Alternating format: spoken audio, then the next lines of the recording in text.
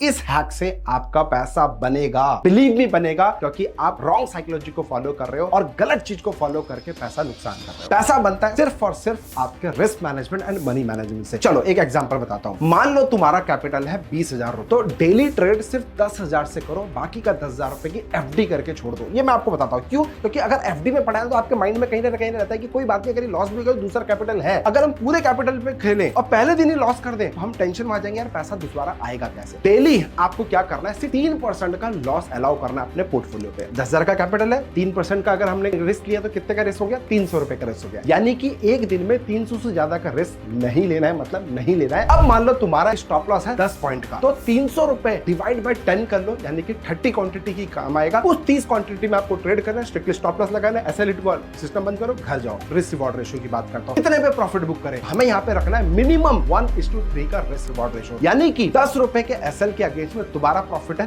30 रुपए का। अब मान लो एक महीने में 10 दिन लॉस होता है और टोटल लॉस हुआ आपका 300 × 10 यानी कि 3,000 का लॉस हुआ, और 10 दिन प्रॉफिट मिलता है, तो प्रॉफिट हुआ 9,000 रुपए, क्योंकि हम 1:3 का रिस्क रिवॉर्ड रेशियो फॉलो कर रहे थे। ब्रोकरेज मान लो 60 रुपए पर ट्रेड है इंक्लूसिंग एवरीथिंग, तो 20 ट्रेड के लिए 1,200 रुपए का आपका ब्रोकरेज लगेगा। तो फाइनल प्रॉफिट क्या हुआ, 9,000 माइनस 3,000 माइनस ब्रोकरेज आपकी कितनी थी, 1,200, यानी कि 4,800 रुपीज का स्टिल प्रॉफिट हुआ।